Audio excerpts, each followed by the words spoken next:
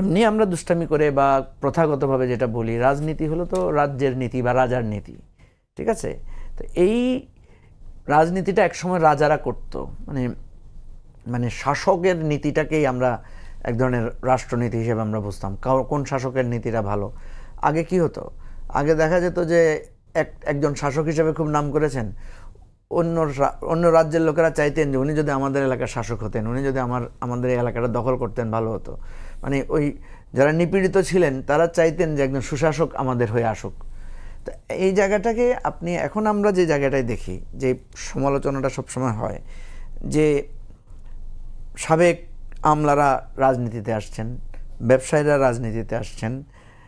আমলারা কেন রাজনীতিতে আসেন? আমরা তো এমনি গড়পড়তা সমালোচনা করি, কারণ আপনি দেখবেন রাষ্ট্র পরিচালনা করতে গেলে আমাদের আমলাদেরকে খুঁজতে হয়, যে কৌশল কিংবা কূটনীতি দরকার। রাষ্ট্র পরিচালনা করতে গেলে এই যে দেখবেন আপনি যতবারই আপনি একটা কেয়ারটেকার সরকার হয়, দেখবেন সেখানে সবসময় আমলাদের প্রাধান্য থাকে। কেন থাকে?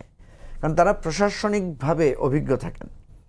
একজন পলিটিশিয়ান উনি যখন যান, কিভাবে নোট ফরওয়ার্ড করতে হয়, কিভাবে একটা ডিসিশন মেকিং হয়, কিভাবে একটা প্রজেক্টগুলো প্রপারলি ওয়ার্ক করে, ওনার পুঁথিগত বিদ্যা না থাকার কারণে দেখা যাচ্ছে যে উনি বাধ্য হয়ে সচিবদের শরণাপন্ন হন।